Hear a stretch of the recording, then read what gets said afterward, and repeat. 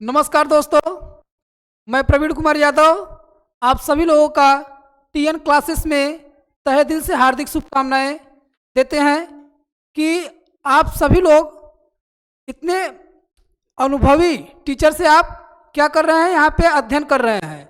और वैसे भी आप सभी लोग को हम वर्णमाला से संबंधित जो स्वर के दो पार्ट बनाए हैं उसे भी मैं बहुत अच्छे तरीके से आप लोग को क्या है बताए हैं। जो लोग वर्णमाला वाला मेरा स्वर के जो दो पार्ट बनाए हैं, जो लोग नहीं देखे हैं उनसे मैं कृपा करना निवेदन करना चाहता हूं कि वे लोग देख लें, क्योंकि वो वीडियो आप लोग देखे रहेंगे तो ये व्यंजन जो मैं पढ़ाऊंगा आपको बहुत ही अच्छी तरीके से समझ में आएगा। स्वर के बारे में यदि आप पढ़े रहेंगे तो व्यंजन आपको बहुत अच्छी तरीके से समझ में आएगा और आप तुरंत मतलब कि व्यंजन को एक ही वीडियो में फटाफट दौड़ा के भी देख लेंगे तो समझ में आता चला जाएगा। ठीक है, तो स्वर मैं आप लोग को ऑलरेडी पढ़ा चुका हूं, अब क्या पढ़ाऊंगा, व्यंजन पढ़ाऊंगा, जिसे आप सभी लोग देखिए। व्यंजन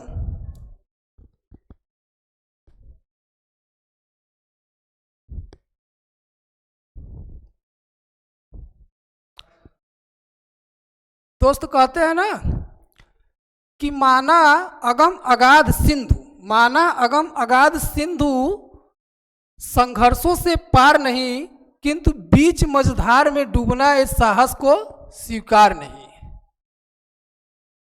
व्यंजन आप लोग को आज बताएंगे, स्वर बता चुके हैं।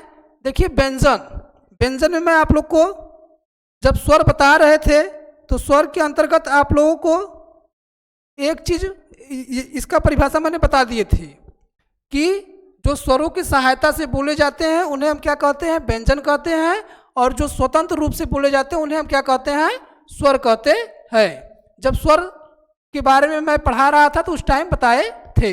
वैसे टॉपिक व्यंजन है तो व्यंजन के बारे में जानना आपको बहुत ही महत्वपूर्ण है। व्यंजन इसका परिभाषा होगा वे अक्षर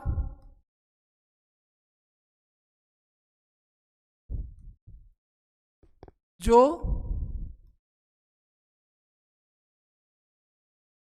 स्वरों के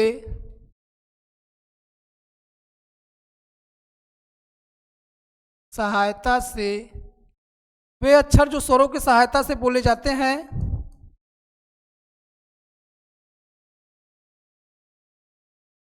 वे अक्षर जो स्वरों की सहायता से बोले जाते हैं उन्हें हम क्या कहते हैं, व्यंजन कहते हैं। वे अक्षर जो स्वरों की सहायता से बोले जाते हैं उन्हें हम क्या कहते हैं, व्यंजन कहते हैं। जैसा कि आप सभी लोग को व्यंजन में स्वर जब मैं पढ़ा रहा था तो बताए थे कि इसमें देखो छ क्या है, एक अक्षर है। ठीक, छ क्या है, अक्षर। ए आधा क प्लस खटखोट वाला स से मिलके बना है। ठीक, र में क्या है, आधा र प्लस अ करेंगे तो क्या है, इसमें र क्या है, व्यंजन है, और उसमें से जो अ निकलेगा वो क्या है, स्वर है। ठीक, यहां पे भी देख लीजिए, जैसे क है, क को बोलेंगे तो देखिए क बोलिए आप, क, देखिए अ निकल रहा है कि नहीं, अ निकल रहा है ना, तो अ जब निकलेगा तो यही अ क्या है, ये स्वर है। यही अ क्या है, स्वर है। समझ में आ रहा होगा आप लोग को। ठीक, यही अ क्या है, स्वर है। और ए जब इसमें से एक आधा क निकलेगा तो क्या हो जाएगा, वर्ण हो जाएगा। ठीक, व्यंजन आपको समझ में आ गया होगा। अब मैं आपको बताऊंगा स्पर्श व्यंजन के बारे में। क्या बताऊंगा, स्पर्श व्यंजन। दोस्त देखिए, स्पर्श व्यंजन, स्पर्श व्यंजन, स्पर्श व्यंजन के बारे में आप सभी लोग देखिए, कलर चेंज कर ले रहा हूं मैं। स्पर्श व्यंजन,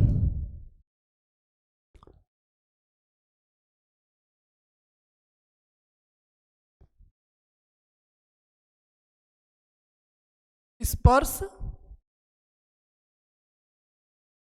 व्यंजन, स्पर्श व्यंजन।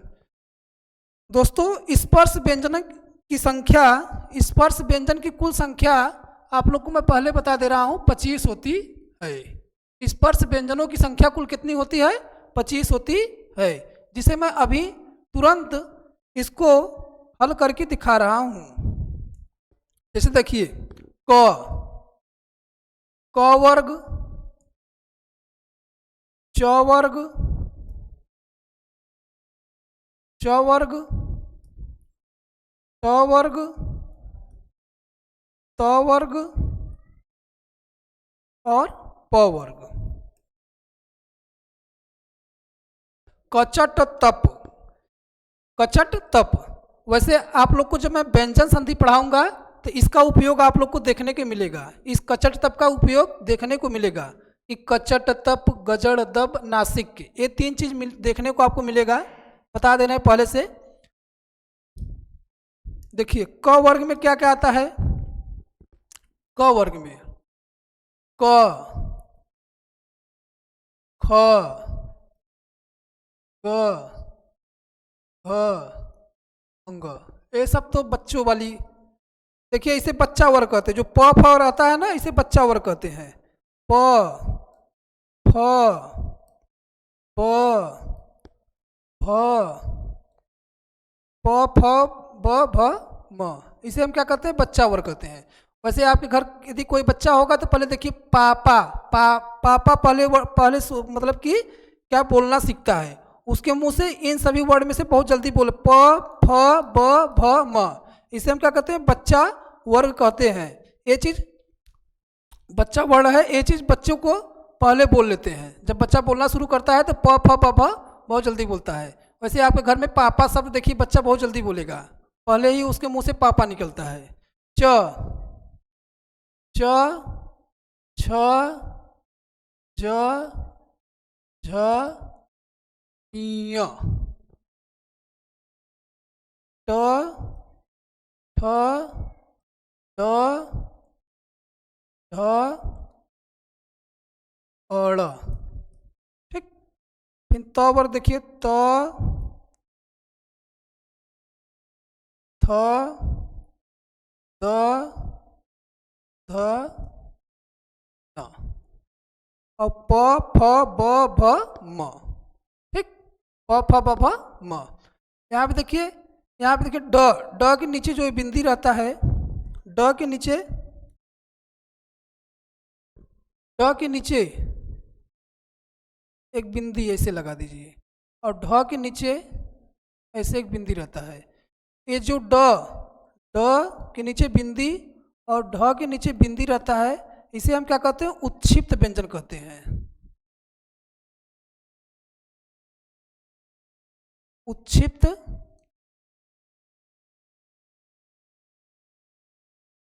व्यंजन कहते हैं, इसे हम क्या कहते हैं, उत्क्षिप्त व्यंजन कहते हैं। और जो लास्ट में देख रहे हैं अंग इयड़ न म, अंग इयड़ न और ए म, इसे हम क्या कहते हैं, नासिक के व्यंजन कहते हैं। नासिक, नासिक के व्यंजन कहते हैं, नासिक के व्यंजन कहते हैं। ठीक, अंग इयड़ नमो को हम क्या कहते हैं, नासिक के व्यंजन कहते हैं।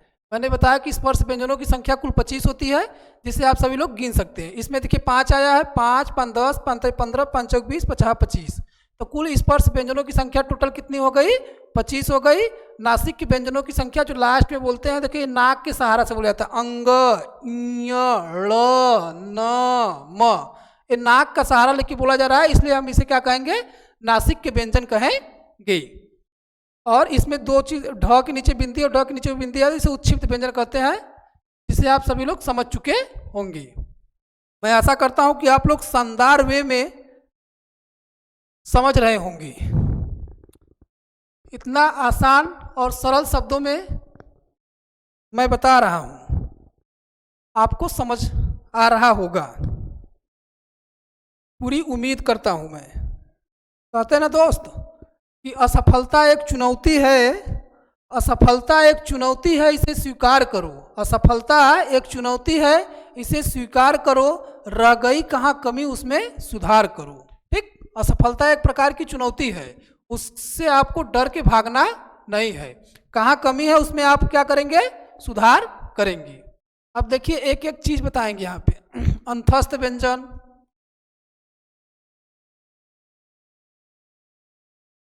अंतस्थ व्यंजन, अंतस्थ व्यंजन, ऊष्म व्यंजन,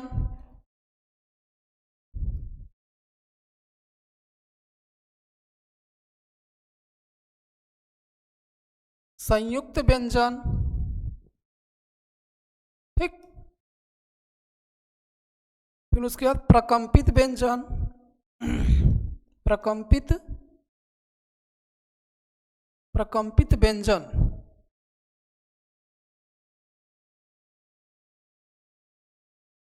प्रकंपित व्यंजन, पार्श्विक व्यंजन,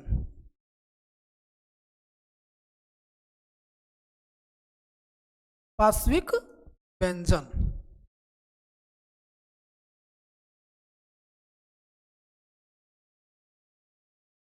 लुंठित व्यंजन या उत्क्षिप्त व्यंजन,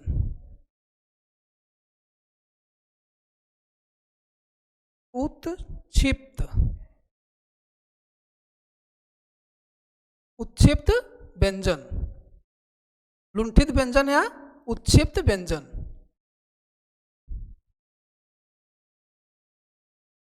उत्क्षिप्त व्यंजन, उत्क्षिप्त मुझे गलत लग रहा है, आप लोग सही कर लीजिएगा, ठीक। उत्क्षिप्त व्यंजन, लुंठित व्यंजन और उत्क्षिप्त व्यंजन। इसमें देखिए और क्या बच रहा है, ठीक है। पहले इतना समझा लेते हैं, फिर आगे बढ़ते हैं। एक एक टॉपिक को समझाते हुए मैं आगे बढ़ूंगा और आप लोग को समझ में आना भी चाहिए।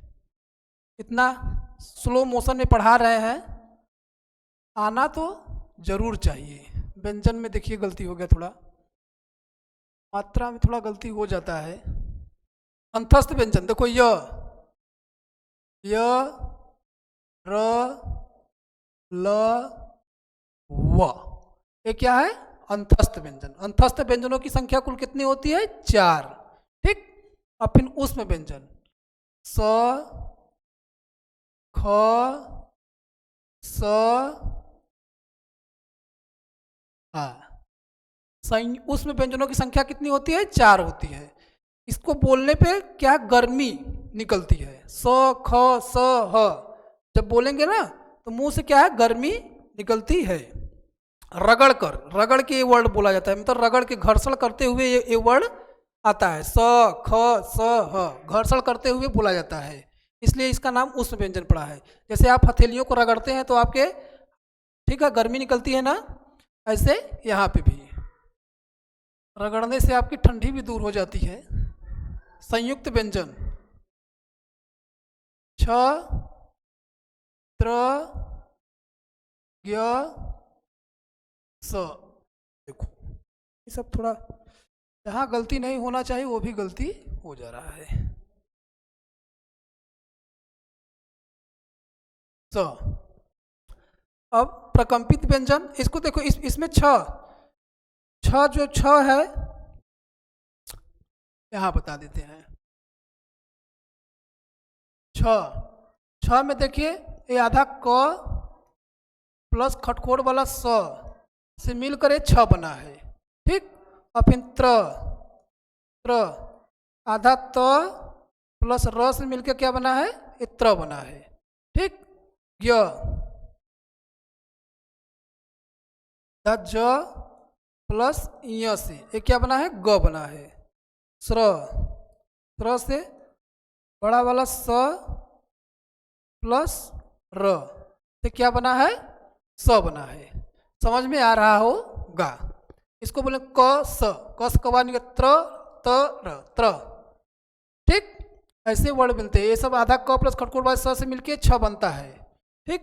प्रकंपित व्यंजन, प्रकंपित व्यंजन र को बोलिए तो आपको मतलब कि प्रकंपित करके, कंपन करते हुए मुंह से निकलेगा। र देखिए, प्रकंप, जिसे प्रकंपित कर रहा है वर्ड, ये वर्ड जब बोल रहे हैं तो क्या हो रहा है? प्रकंपित हो रहा है। पार्श्विक व्यंजन, ल को क्या कहते हैं? पार्श्विक व्यंजन कहते हैं। और उत्क्षिप्त व्यंजन और लुंठित व्यंजन आपको बता भी दिए थे, कि ड के नीचे जो बिंदी रहता है और ढ के नीचे बिंदी रहता है, ड ढ ड ढ ड ढ, ठीक, ड ढ, इसे हम क्या कहते हैं? उच्छिप्त व्यंजन कहते हैं। देख लीजिए, वैसे भी हम स्लो मोशन में पढ़ा भी रहे हैं आप लोग को, दोबारा बताने का हमारा कोई तुक नहीं बनता है कि इन्हें हम दोबारा बताएं। स्लो मोशन में वैसे ही हम लिख रहे हैं और बता रहे हैं, ठीक। इतना चीज़ आपको समझ में आ गया होगा। जो नहीं समझ में आएगा उसे आप क्या करिए, कमेंट करिएगा, मैं उसका सलूशन दूंगा। लुंठित व्यंजन हो गया। अब देखिए, अब बताएंगे हम कि जैसे देखिए 100 यही बता देते हैं। ऐसे मेरा बताने के यहाँ कोई तुक नहीं बनता है, पर जान लीजिए ये जो 100 और खटखोर वाला 100 है ना, 100 ख 100, ये देखिए आपका, ये तालु से बोला जाता है, तालु से, ये मूर्धा से बोला जाता है, ये मूर्धा से बोला जाता है, और ये दंत से बोला जाता है, दंत। इसे हम उच्चारण वर्ग में बताएंगे। आप लोग पहले भी देख लीजिए, जितना देखे रहेंगे, जितना समझे रहेंगे, उतना ही आपको फायदा रहेगा एग्जाम के लिए, ठीक। 100 ख 100। अब देखिए मैं बताऊंगा प्राणवायु। प्राणवायु के आधार पर स्वरों का वर्गीकरण, प्राणवायु के आधार पर स्वरों का वर्गीकरण, ठीक। दोस्तों देखिए, प्राणवायु के आधार पर स्वरों का वर्गीकरण क्या होता है? प्राणवायु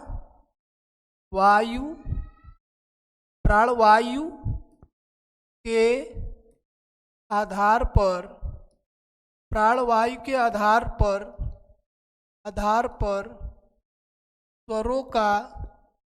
स्वरों का वर्गीकरण, प्राणवायु के आधार पर स्वरों का वर्गीकरण।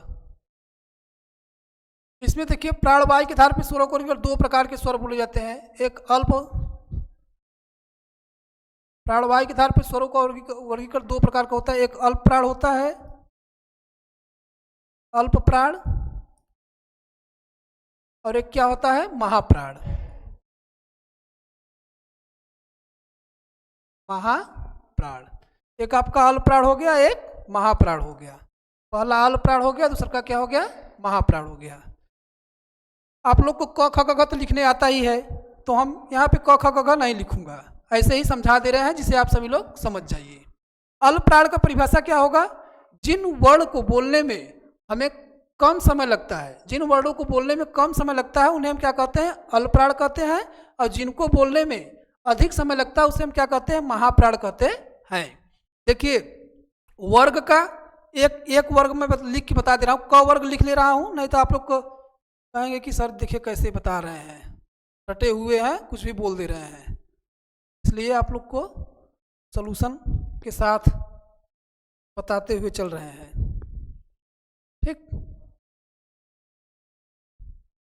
ये आप लोग बहुत जल्दी कमेंट करते हैं, कोई भी गलती पाते हैं तुरंत कमेंट करना चालू कर देते हैं। क, देखिए क वर्ग में जो क वर्ग है, क वर्ग, क वर्ग, क वर्ग में देखिए, क वर्ग बोलेंगे तो क, ख, ग, घ, अंग, ठीक। क ख ग घ अंग, एक वर्ग में लिखा हूं, इसी वर्ग से पूरा आप समझ जाएंगे, ठीक। क वर्ग और च वर्ग, च वर्ग, ट वर्ग, इसको मैं पीछे बता भी चुका हूं, ठीक। क वर्ग, च वर्ग, ट वर्ग और त वर्ग। क वर्ग, च वर्ग, ट वर्ग, त वर्ग और प वर्ग। इसे बोलते हैं शॉर्टकट में कचट तप, ठीक। कचट तप, कचट तप। देखिए क को बोलेंगे तो देखिए बोलने में कम समय लगेगा। क ऐसे आप अपने मुंह के हाथ मतलब लगाएंगे तो क बोलेंगे तो कम समय लगेगा। तो इसलिए जो क वाला वर्ग रहेगा, क मतलब कि पहला पहला वर्ग अल्पप्राण में आएगा। ख ख को बोलेंगे ज़्यादा समय लगेगा, ख ख ज़्यादा समय लग रहा है ना, तो इसलिए क्या हो जाएगा, महाप्राण में आ जाएगा। ये क्या हो जाएगा, महाप्राण हो गया। जिन वर्णों को बोलने में ज़्यादा समय लगेगा उसे महाप्राण कहेंगे, और जिन वर्णों को बोलने में कम समय लगेगा उसे हम अल्पप्राण कहेंगे। ठीक, और ऐसे ग ग बोलिए तो इसको बोलने में कम समय लगेगा, तो ये क्या हो गया आपका तीसरा का वर्ग है ना, ये वर्ग चलेगा तो मतलब कि तीसरा का लाइन ना, एक क्या हो जाएगा आपका तीसरा तीसरा। ठीक, पहला क वर्ग, क बोलेंगे कम समय लगेगा, ख बोलेंगे ज़्यादा समय लगेगा, इसलिए इस सेकेंड में आगे ग बोलेंगे तो कम समय लगेगा, घ बोलेंगे ज़्यादा समय लगेगा। ठीक, घ बोलेंगे तो ज़्यादा समय लगेगा, ये इसलिए क्या हो जाएगा, ये 4। ठीक, ये क्या हो जाएगा 4, चौथे में हो जाएगा। और हाँ बोलेंगे अब अंग, अंग को बोलिए तो अंग बोलने में आपको क्या लगेगा, कम समय लगेगा, इसलिए क्या हो जाएगा आपका अल्पप्राण हो जाएगा। तो पांचवा वर्ग, पहला कॉलम पहला कॉलम पहला कॉलम तीसरा का कॉलम और पांचवा कॉलम, ये क्या होते हैं, अल्पप्राण होते हैं। ठीक, पहला कॉलम आपका, तीसरा का कॉलम, पांचवा कॉलम, इसे 135 ऐसे याद कर लीजिए, 135। ठीक, और ये ख को बोलेंगे ज़्यादा समय लगेगा, घ को बोलेंगे ज़्यादा समय लगेगा, इसलिए क्या हो गया, महाप्राण हो गया। ये 2 और 4, 135 और 24 भी याद कर सकते हैं अल्पप्राण को समझने के लिए। या फिर ये मतलब बताया च वर्ग, ऐसे भी लिख, चलिए ठीक है ना, लिख दिए, लिख देते हैं च छ ज च छ ज झ य। ठीक, फिर ट वर्ग में ट त थ द थ न त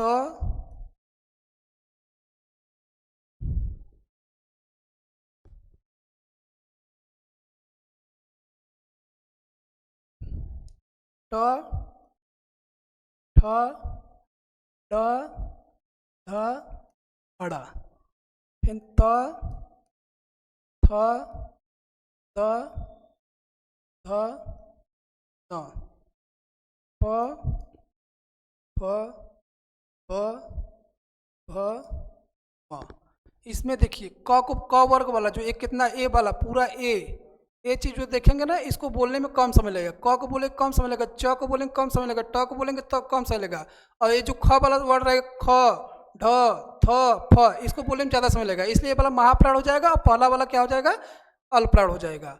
ऐसे ही ग को बोलेंगे और छ को बोलेंगे, ड द ब को बोलेंगे तो इसको बोलने में कम समय लगेगा, इसलिए भी ये अल्पप्राण हो जाएगा। और फिर अंग इ ड़ न म, इसको भी बोलने में कम समय लगेगा, इसलिए हो जाएगा ये अल्पप्राण हो जाएगा। ये दूसरा का कॉलम और चौथा कॉलम क्या हो गया, महाप्राण हो गया। और ये सब कितने, पहला और तीसरा और पांचवा, ये क्या हो गया, अल्पप्राण हो गया। समझ में आ रहा होगा, इतना सरल से सरल शब्दों में अब और कोई टीचर नहीं बता सकता है जितना मैं बताने का कोशिश कर रहा हूँ। आप लोगों के लिए पूरा जी जान दे दिया हूँ कि आप लोग कम से कम किसी भी तरह से आपको क्या समझ में आ जाए। ठीक, तो इतना हो गया। अब घोषत्व के आधार पर स्वरों का वर्गीकरण, उसमें देखिए अल्पप्राण और महाप्राण, यहाँ पे देख लीजिए एक बार, अल्पप्राण और महाप्राण। आप लोग अल्पप्राण में जो मतलब कि य र लव, क्योंकि स्पर्श व्यंजन में य र लव नहीं आता है, तो वो जो क वर्ग च वर्ग ट वर्ग त वर्ग था, तो उसको मतलब कि 25 वर्ड तक, 25 ही वर्ड तक उसमें मैंने बताए थे। य र ल व उसमें नहीं आया था, तो इसलिए यहाँ पे बता दे रहे हैं, इसको भी आप देख लीजिए। य र ल व, इसको बोलने में कम समय लगता है, इसलिए क्या हो गया, अल्पप्राण हो गया। और जिन वर्णों को बोलने में ज़्यादा समय लगता है उसे महाप्राण कहते हैं। जैसे कि महाप्राण में देखिए, महाप्राण में क्या हो जाएगा, महाप्राण में स ख ख स ह, ये क्या हो जाएगा, महाप्राण में आ जाएगा। इसे भी आप लोग देख लीजिए। समझ में आ गया होगा इसको, तो हम इरेज कर दे रहे हैं। ये टॉपिक छूट रहा था, ये टॉपिक क्या है, छूट रहा था। अब देखिए, घोषत्व के आधार पर स्वरों का वर्गीकरण। घोषत्व के आधार पर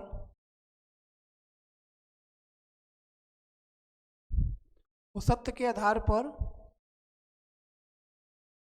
व्यंजन।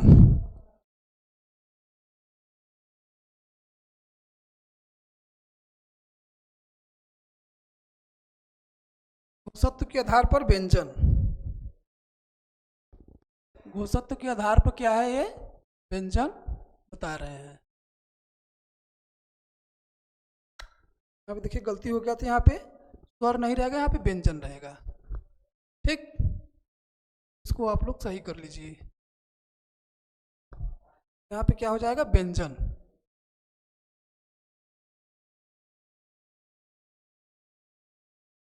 नहीं तो आप लोग की एक एक टॉपिक कहीं भी गलती रहेगा, तुरंत कमेंट करने लगेंगे, सर यहाँ पे गलती है, सर यहाँ पे गलती है।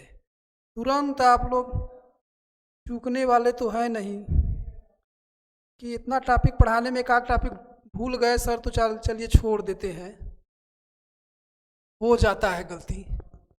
पर आप लोग तो क्या है, उसको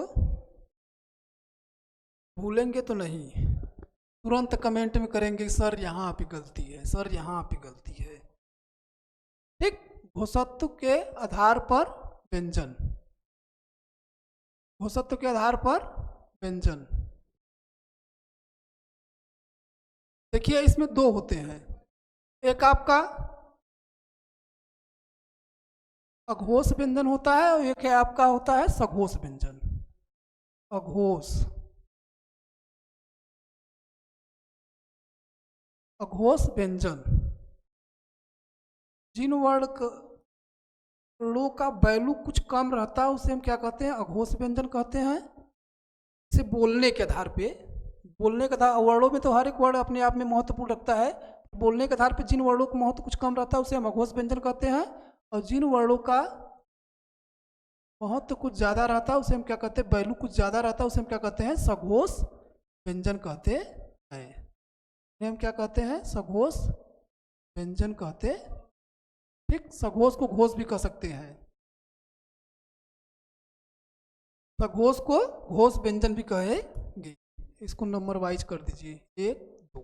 ठीक, अब इसमें देखिए, पहला जो क वर्ग और च वर्ग, ट वर्ग, त वर्ग, प वर्ग में पहला वाला, ठीक, पहला दूसरा का क्या होता है, अघोष होता है। ठीक, और तीसरा, चौथा और पांचवा ये क्या होता है, सघोष व्यंजन या घोष व्यंजन होता है।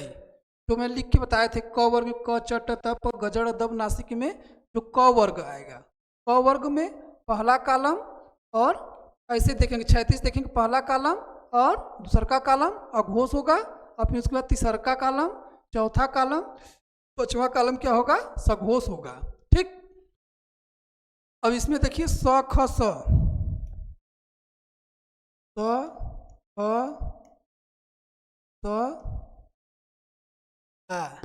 अघोष व्यंजन में आ जाएगा, और य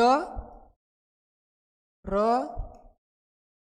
ल व सघोष या घोष व्यंजन में आ जाएगा। ठीक, ठीक ना दोस्तों, समझ में आ रहा है ना, समझते जाइए। वीडियो थोड़ा लंबा बन रहा है, आप लोग एडजस्ट कर लेंगे।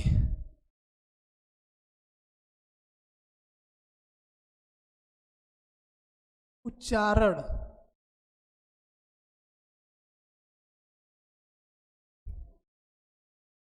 उच्चारण के आधार पे व्यंजन।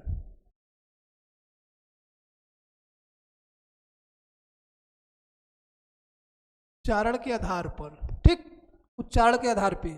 अब इसमें तो लिखना पड़ेगा, क वर्ग, क वर्ग, च वर्ग,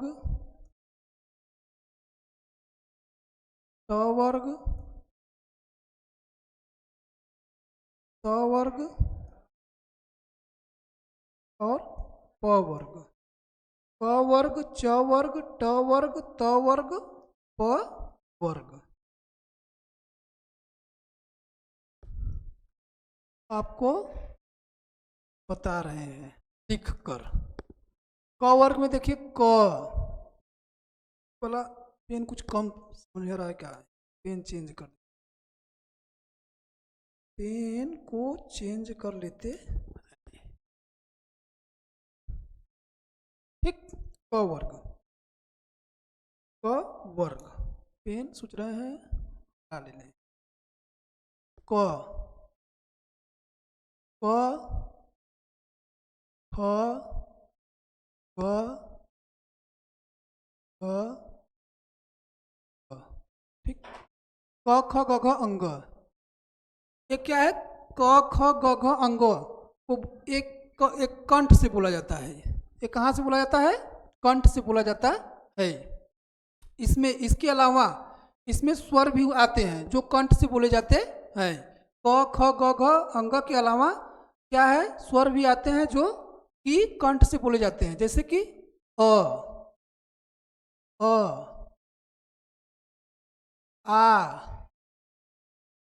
अ, आ और अ और विसर्ग, विसर्ग।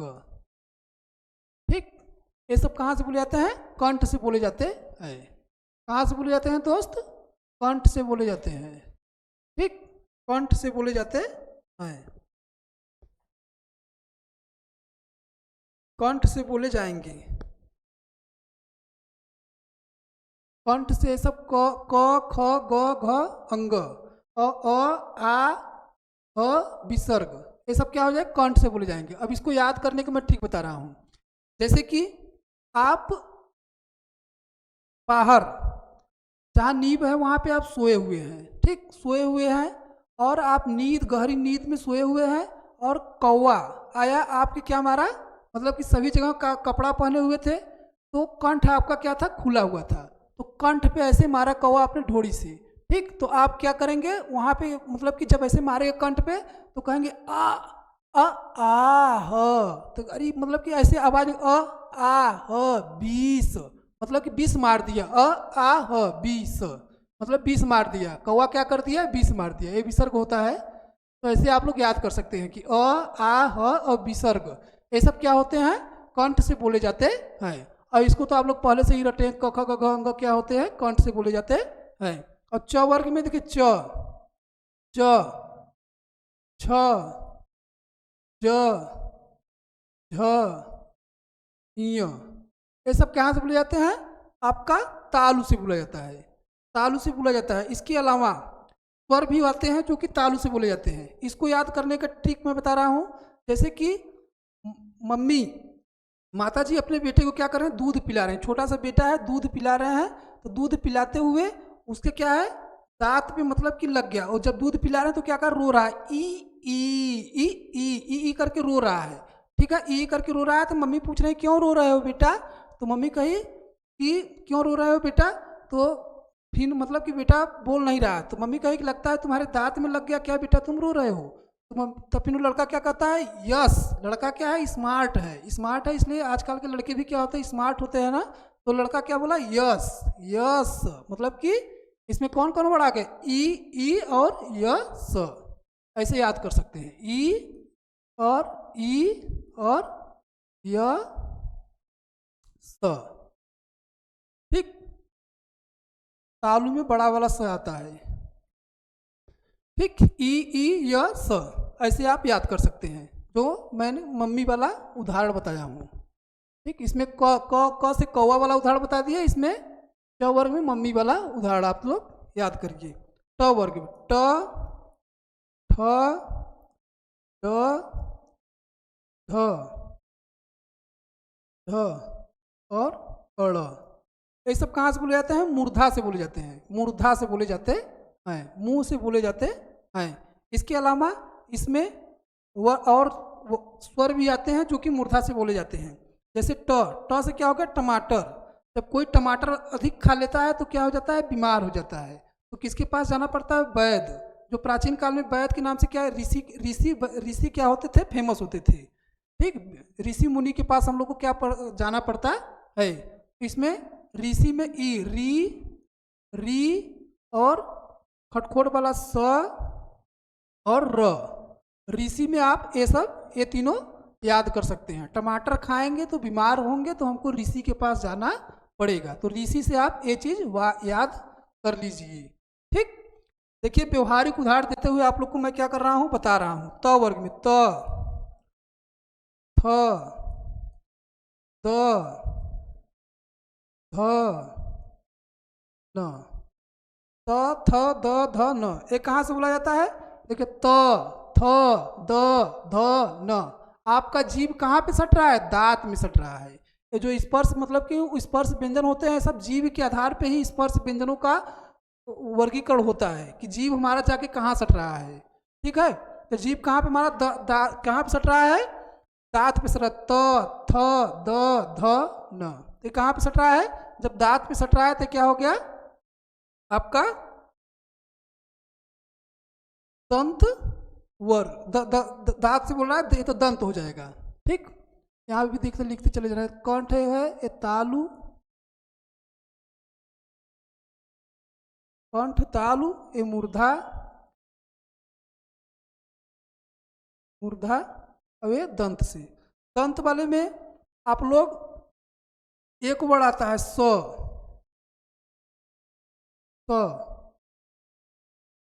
और व।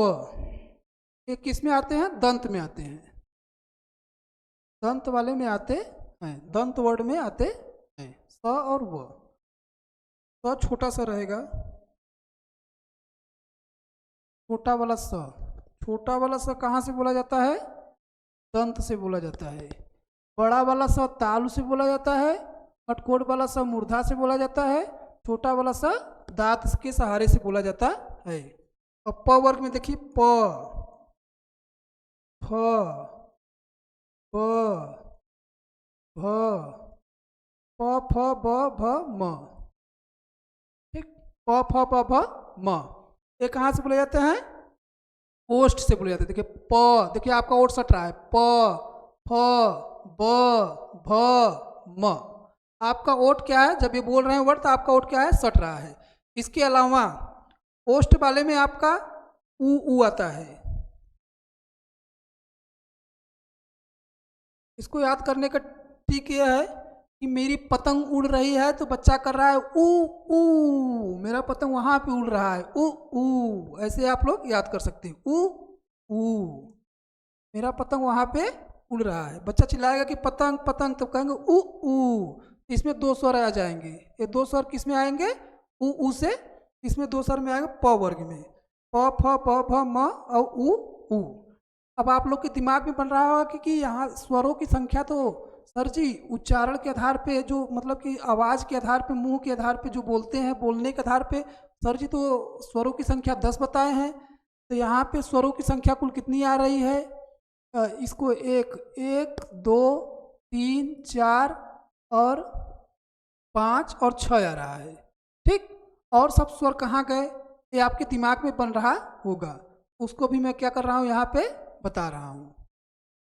आप लोग परेशान मत होइए, आपको एक एक चीज बताते हुए मैं आगे बढ़ूंगा, जो आपके एग्जाम में फंसेगा ही फंसेगा। किसी भी कीमत पे आपके एग्जाम में वह चीज़ फंसना ही फंसना है। क्योंकि आप लोग को मैं एक बार वीडियो बना रहा हूँ, पढ़ा रहा हूँ, पढ़ाने के बाद क्वेश्चन के आधार पे प्रैक्टिस कराऊंगा। तो इसमें इससे नहीं फंसेगा तो क्वेश्चन से फिक्स है फंसेगा ही।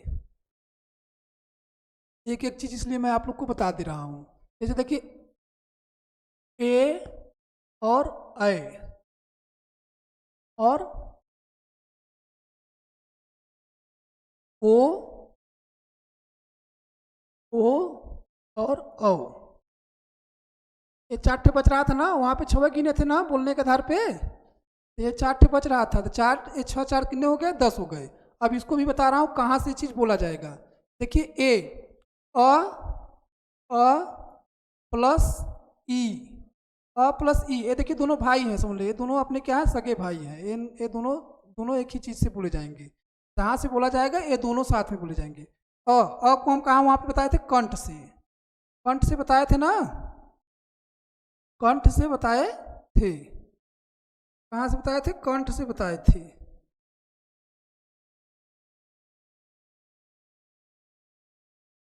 कंठ से बताए थे। और ई को कहाँ से बताए थे, तालु से बताए थे।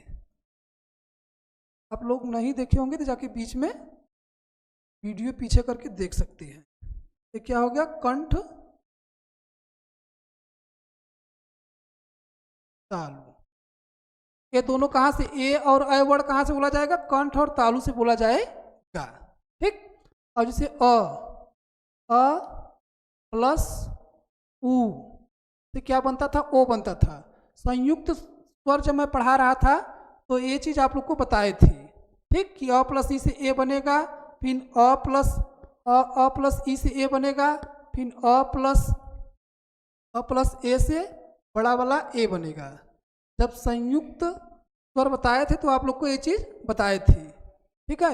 यहाँ पे भी आप लोग जान लीजिए, वहाँ पे भी संयुक्त स्वर वाले में बताया था कि अ प्लस उ मिल के ओ बनेगा, ठीक, अ प्लस उ मिल के ओ बनेगा। तो अ क्या है, कहाँ से बोला जा रहा है, कंठ से, कंठ। और उ कहाँ से बोला जाएगा, उ आपका कहाँ था, ओष्ठ से, ओष्ठ से। इस दोनों को मिलाएंगे तो क्या हो जाए, कंठोष्ठ,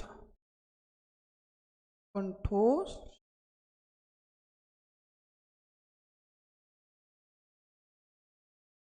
कंठोष्ठ से सब वर्ड बोले जाएंगे, ठीक। तो आप लोग को पूरा समझ में आ गया होगा। इसको यदि आप लोग को कंफ्यूजन हो रहा है कि कंठ से अ नहीं बोला जाता है या उ नहीं बोला जाता, पीछे करके वीडियो आप देख सकते हैं, यही मैं आपको बताया हूँ, ठीक। और कंठ तालु, एक कंठ तालु हो गया, एक कंठोष्ठ हो गया। और स्वर में एक आता है आगत स्वर। आप लोग देखते जाइए सब कुछ, वहाँ पे हम नहीं बताए थे, आगत स्वर के बारे में नहीं बताए थे। आगत स्वर, आगत स्वर भूल रहे थे। और एक होता है आगत व्यंजन, आगत व्यंजन, आगत व्यंजन। आगत स्वर में जैसे देखिए आ, ये वाला आ आता है ना, आ ऐसे लगता है ना, यही वाला आ क्या होता है, आगत स्वर होता है। जैसे कि काफी में लिखा जाता है, काफी, काफी, टाफी, टाफी में लिखा जाता है सब ना, ये सब क्या हो गए, आगत स्वर होते हैं। यही क्या होते हैं, आगत स्वर होते हैं। और आगत व्यंजन, आगत व्यंजन जैसे कि क के नीचे ए बिंदी, ख के नीचे बिंदी, और ग के नीचे बिंदी, और फिर ज फ। ये जो क के नीचे से बिंदी, ग के नीचे बिंदी, ग क ख ग ज फ। क वर्ग वाला तीन कॉलम या तीन तीन चीज याद कर लीजिए, और ज फ को याद कर लीजिए। ये सब क्या होते हैं, आगत व्यंजन होते हैं। और ये जो बिंदी लगता है इसे नुक्ता कहते हैं, इसे हम क्या कहते हैं, नुक्ता कहते हैं, ठीक। और स्वर में एक चीज मैं और भुला गए थे, उसको भी यहाँ पे देख लीजिए आप लोग। जैसे री वाला, री के बारे में, री वर्ड के बारे में वहाँ पे स्वर में आपका चर्चा नहीं की थी। तो री में जो रहता है जैसे कि कृपा, कृपा, कृपा, और कृष्णा, कृष्णा, ठीक है, कृपा कृष्णा। ये जो देखिए ये लगा है, इसे लगा है ना, ये क्या है, री। ये दोनों क्या है, री वाला मात्रा लगा हुआ है, ठीक है। र में जो री में र वाला मात्रा लगता है, तो ए वाला लगता है, ठीक है। र, कृपा, र ये बोला जाएगा, र इसमें। और इसे कर्म, जिसे र, ये र वाला कहाँ रहता है, एक कर्म, कर्म, मात्रा, मात्रा, ठीक है। और मुझे याद नहीं आ रहा है, आप लोग को याद आ रहा होगा, यहाँ पे देखिए घृणा, घृणा, ये सब क्या है, जो है री वाला मात्रा आ गया, ए वाला र व्यंजन वाला मात्रा इसमें लगा हुआ, ये जो लगा है व्यंजन वाला। और कहीं इसके अलावा और कहीं देखेंगे तो आपको क्या है, व्यंजन वाला मतलब कि मात्रा लगा दिखाई देगा। और ये वाला क्या है आपका, सभी व्यंजन वाला ये है और ये वाला क्या है, स्वर वाले हैं सभी मात्राएं। ये वाला कृपा, कृष्णा, घृणा में ये सब स्वर वाला मात्रा है, और कर्म, मात्रा, ये सब किस में है, र वाला मात्रा है। व्यंजन र वाला है और इसमें स्वर डी वाला है। ठीक है, तो आप सभी लोगों को एक एक चीज करके हम बताते हुए शानदार वे में पूरा पढ़ा दिए हैं, और कुछ टॉपिक बचा नहीं है। ठीक है, वैसे आप लोग सभी जान गए होंगे, कोई भी टॉपिक छूटा नहीं। वीडियो थोड़ा लंबा गया है, आप सभी लोग धैर्य बनाकर पूरा वीडियो को देखिए। आपको वर्णमाला जो मैं बता रहे थे कि बहुत ही लंबा थोड़ा बनेगा सब, मतलब कि वर्णमाला जो व्याकरण होता है, व्याकरण का ये वर्णमाला चैप्टर क्या है, जान है, बताए थे ना। तो इसलिए ये थोड़ा बड़ा है, तो इसको आप सभी लोग क्या करेंगे, वीडियो को देख लीजिएगा, 2 बार 3 बार देखिए। जो नहीं समझ में आएगा उसे कमेंट बॉक्स में आप तुरंत मतलब कि कहिए कि सर ये नहीं समझ आया, उसको मैं क्या करूँगा, उसका सलूशन करूँगा। तो मैं यहीं पे अपना वीडियो बंद करता हूँ। दोस्तों, बड़ी ही मेहनत से यह वीडियो बनाया गया है। आप सभी लोग हमारे वीडियो को ज़्यादा से ज़्यादा लाइक करें, सब्सक्राइब करें, कमेंट करें। ठीक है, ज़्यादा से ज़्यादा इसे क्या करें, शेयर करें। धन्यवाद।